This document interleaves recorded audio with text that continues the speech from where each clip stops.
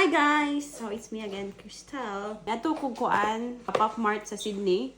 Papil-apil lang ko sa Hype. Umot lang unsay naa sa mga bag charm. So muni, duha ra akong ipalit kay para sa akong phone charm blind box. Nara. Cheers to myself. So na-curious lang ko kay anong Hype kaayo. Right lang ko worth $50. Dagan siya klase dadto. Akong lang gipili is kaning na ay makita na ko nga na siya mabitay na ko siya sa akong sasakyanan lang. Pero siya Cozy Life plush pendant cheer bear. So tanaw na to. Hopefully it's pink because I really love pink. Unsa akong unahon aning abre. So ani na lang. So let's open.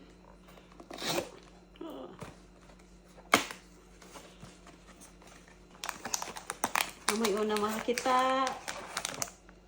So, may yung sulod, guys. Yabrihan ako siya. Murag yellow ang nakuha. Kaya mo may nakasulat. Dili pink. I'm so sad. So, na siya mga bangag-bangag para makahinhawa siguro ang bear. Yellow siya din.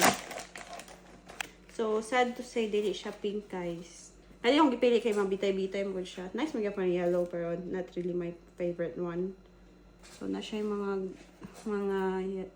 dust glitters something sa sulod siyang tiyan. So, na siya.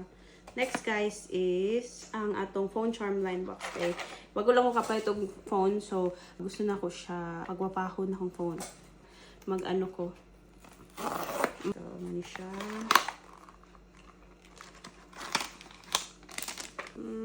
Skull Panda Peach Heart. Na ko yung sticker free. Mani siya.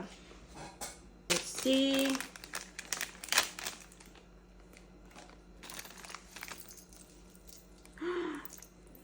Nice. Na at least na siya pink.